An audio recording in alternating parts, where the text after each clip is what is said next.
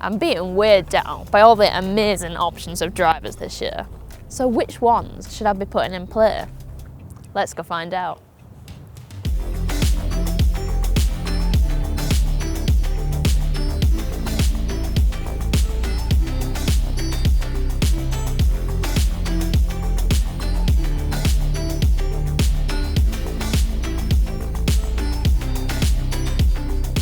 The G425 stays in the 2020 lineup for Ping due to their 2-year cycle time. So we've got the same 3 models that we saw last year.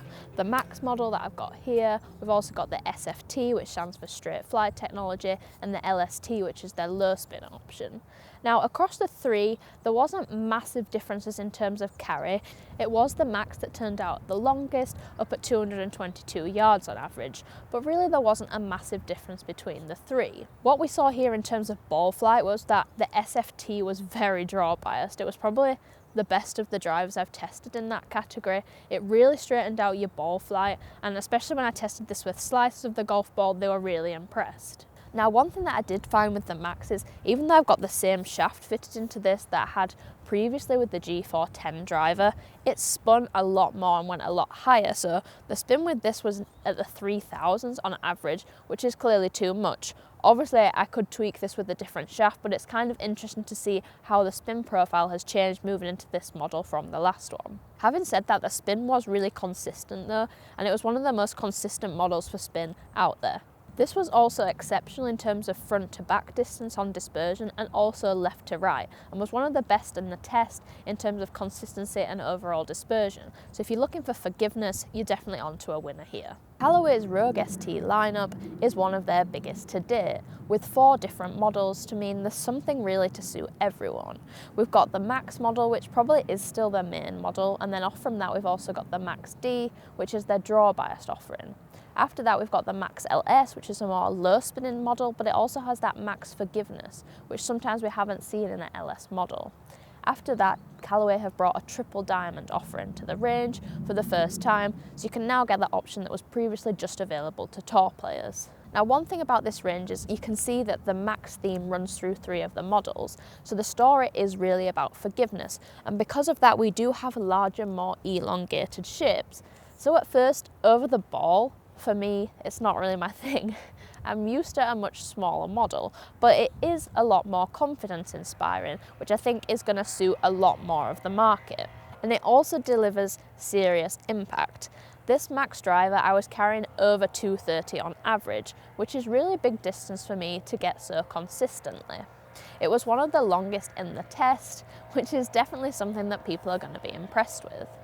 Now, throughout the range, I would say the Max D was actually the most consistent in terms of dispersion. I had one of the smallest dispersions with the test with that, and although it was a little bit draw biased, I wouldn't say it was the most draw biased offering there is out there. Now, while the Max LS and the Triple Diamond are really kind of 2 slower spinning heads for me to use, what was really impressive for me was that the Max and the Max D, which are more in my ballpark, had really good spin profiles. So they were both spinning in the low 2000s, but also paired that with a really high ball flight, which is really important in terms of that carry distance. So overall, I was really impressed here in terms of stability, consistency, and distance. So Callaway doing pretty good so far. TaylorMade stealth models have to take the cap for some of the best looking drivers for me this year.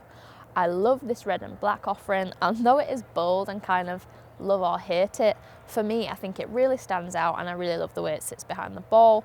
And I also think they've done a great job of changing the crown this year to this all black look. So for me, this is right up there in terms of one of the best looking products.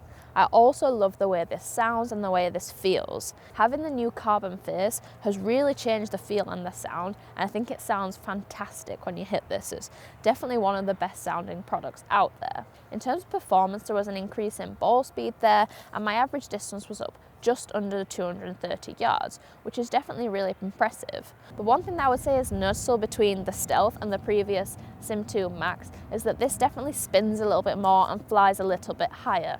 Now for me, I already hit the ball very high, so that's not necessarily what I need, but I think for a lot of average consumers who don't get enough height on the ball and don't get enough hang time, you're going to see a benefit here. This is one of 3 models in the range. We've also got the Stealth Plus, which has adjustability options on it and is slightly lower spinning. And then at the opposite end of the scale, we have the Stealth HD, which is the draw option. Now, it was interesting because even though I wasn't drawing this loads, it was actually really forgiving, and I felt it had the most MOI out of this range because I had the smallest dispersion with this, and it was one of the best in tests in terms of dispersion. So if you're someone who's after extra forgiveness, it's worth looking at that HD model, even if you're not necessarily someone who needs that draw, because you can always adjust the hustle to make it a little bit more open if you don't want that right to left shot shape as much, but you're going to really get that extra forgiveness there. Wilson have 2 new models for 2022, the Launchpad and the Wilson D9. Now, the Launchpad is designed to be draw biased, and it's definitely aimed more at that kind of game improvement side of the market. And from that point of view, what I found that was really successful with this was just how high the ball flight was. We're talking like the 115 foot of height, which is obviously really going to help people out who need to get more hang time and more consistent carry distance. And what matched in really nice with that is that we had good high spin numbers, so like up in the 2,800s on average, which I think is really going to help that category of golfer. Now, there definitely was a little bit of draw biased in this, and you could see that it favoured the left side more, but overall I would say the dispersion wasn't necessarily as tight as I might have expected. But then I think the real story here is having that kind of lighter club and having it really easy to hit, which is definitely something you notice with this in terms of the consistency of launch and the consistency of height. Now, out of the 2 models, it actually was the D9 that was the longest, up in the mid 220s in terms of average carry distance, which is good and very consistent, but sometimes the Wilson D9 drivers have been some of the longest in the test, and I wouldn't say it was quite as long as it has been in the past. But then the consistency and the dispersion was definitely better than we've seen previously before from Wilson. The price point of both of these is consistently lower than some of the other models we see on the market, and for the level of performance we're getting, this is some really impressive technology. Brooks Koepka's driver of choice is the Strixon ZX7, and it's easy to see why in terms of performance.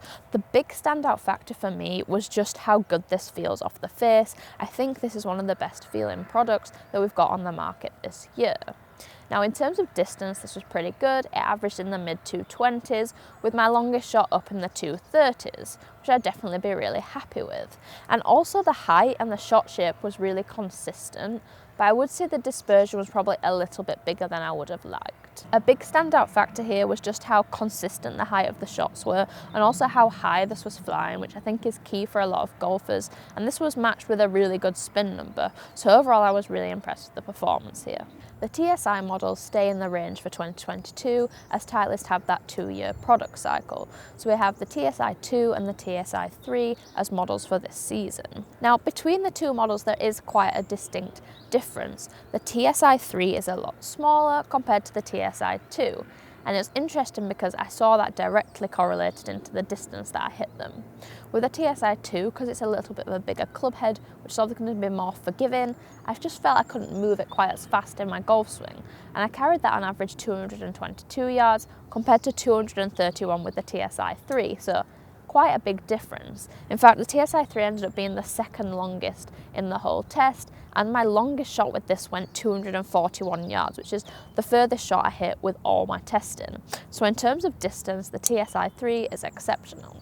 With both of these, I had really high ball flight, really nice spin numbers, and they were very consistent. And the dispersion was really good too. Now, I would say the dispersion is a little bit better with the TSI 2, just because it's bigger and more forgiving. And with the TSI 3, off-center strikes aren't quite as forgiving as some other models. I think a big standout factor here is the consistency of the distance control throughout both models. Even if you might have a slightly wider dispersion, that front to back dispersion is really consistent, which I think is key if you're someone who's quite aggressive off the tee like I am, and I know that I want to carry a bunker. I know that even on my not perfect strike, it's going to get that distance to get over it. So in terms of distance and consistency of that, I was really impressed with these TSI models. The Cleveland Launcher XL driver is all about forgiveness and ease of use, and from that point of view you can see that it's really easy to hit and very consistent in that sense of getting an easy ball flight. but that ease of use did mean that I'd struggled a little bit in terms of distance. I still carried this just under the 220 mark, which isn't bad at all, but it is leaving a little bit distance out there compared to some of the other models. But I think really if you're someone who's looking at this model, you're someone who wants a little bit of draw bias, which we're getting in this, and something that's really easy to launch and just consistent to hit. And from that point of view, this really ticks a lot of boxes. There are 3 models in the Cobra LTD X range for 2022. We've got the main LTD X model, the LTD X Max, and the LS. Now, these 3 models are interesting because they actually do exactly what they would say on the tin. The LS spun the lowest and also flew the lowest, and the Max D spun the highest and also had the highest ball flight, and then the LTX sat right in the middle of the two, which sounds simple, but often it doesn't always pan out like that. Now, the big thing I was seriously impressed with here was the distance. All 3 models flew over the 230 mark on average, which is really long, and it was in fact the LS which was the slightly longest at 233 on average. Now, what was most impressive about this speed was that it was really consistent across all 3 models. The front to back dispersion was 12 yards on average across all 3 models, which is seriously consistent. In terms of ball flight, it was really nice and high. With the LTX model, we were up in the 119 feet, but that was matched with a really good spin number, which kept the ball flight really consistent. The dispersion was very similar between the Max and the main LTDX model, and the dispersion did go up a little bit with the LS, but I kind of would expect that given it's a smaller, less forgiving head, and also the spin profile was a bit lower for me, which was going to affect the overall dispersion pattern. Hands down, this is the best Cobra driver I've ever tested, and it seriously impressed me this year. For me, what was probably the most surprising was it was probably the Max that was the most consistent for me in terms of both dispersion and distance and ball flight. So it kind of shows you that even though there is that kind of draw biased help there, I didn't think it was that excessive, so really it will fit a lot of people on the market, even if you're not looking for loads of right to left ball flight help. So I've left my favourite model from each brand in the bag, and I'm just going to go through and kind of eliminate ones until I get to the final choice that I think is going to go in my bag for this season. I think the first one I would take out would be the Cleveland Launcher. Although it was really forgiving and it had kind of a really high launch and it was really easy to hit, for me it's just not necessarily the club that I would put in my bag. It doesn't really match the kind of things I'm trying to do, but I'm not really the target market for this. So if you're someone who's looking after something that's really easy to hit and really easy to use, this is definitely one for you. Next up, we've got the Wilson D9. Although I was really impressed with the improvements in consistency and overall forgiveness here this year, for me in terms of distance it was quite a bit lower than the others, so I'm going to take it out of the bag because of that. The standout factor with the Strixon was definitely the feel, and I did really like the ball flight, but overall I just felt it wasn't as consistent as I would want it to be, so I definitely wouldn't feel that confident taking it out on the golf course because of that. Now this is where it starts to get tricky, but the next one I'm going to pull out is the Ping G425, and now my reasoning is that it just spins and launches a bit too high for me. Obviously this can be changed in fitting scenarios, but these are the clubs I've been given for this test, and this is only what I can test off the back of, so for this reason it just wouldn't really perform with me out on the golf course in terms of those windy scenarios, and I play a lot of links golf, so it's going to come out of the bag for that reason. Next up we have the Stealth, and I actually put this in play straight away, but out on the golf course I found with the shaft that I used last year that I got fitted into with the Sim 2 Max that it just flew too high and the spin was too high too. I had to loft this head down to 7.5 to try and get it to match in with some sort of launch, just what I was seeing last year. But obviously when you turn the loft down on the hosel, it also affects the face angle, which opened the face up. So for me, I was starting it a bit too far right. So I think if I was going to use this, I'd need a heavier shaft and also a model with lower loft. So this model is going to come out for now. So now we're down to 3, and it's quite interesting because they're all quite drastically different. We've got the Titleist TSI3, which is a small head and a more lower spinning option. We've got the Callaway Rogue ST Max, which is a much bigger elongated head and designed to be more forgiving. And then we've got the Cobra LTDX Max, which is all designed to be more forgiving and draw biased. So it's kind of weird that I've ended up with these three, but that just shows you how differently each brand performs in different categories, and also how different each model performs with different shafts and the way you can set each club head up. So I think it teaches you to not always just go and pick up the model that you presume is going to be right for you, because different ones are going to perform different all the time. So when you look at the data on these, all three are pretty close when I've been testing these out on the range. So what I've done is I've taken these all out on the course and see how they've performed there. And on that reason, the next one I'm going to take out is the Cobra. Overall for me, I just felt the consistency and the dispersion wasn't quite as good on the golf course as I saw with the other two, so therefore it wasn't quite as confidence inspiring for me out on the course as it performed on the range. But overall, I think this is a super impressive driver this year, especially for the distance it's creating. Obviously, dispersion is a personal thing, so that's going to change throughout different people and how they test them. But for me, a big thumbs up for these LTDX models this year. I think they're going to be flying off the shelves. Okay, down to the last two. It was hard to decide between these two, but ultimately the distance was pretty much identical, but one was a lot more stable. And for me, I found with the TSI3, although I loved the way that I could control my ball flight, it's very easy to hit kind of left to right or right to left with this if you want, and the speed is really good and consistent.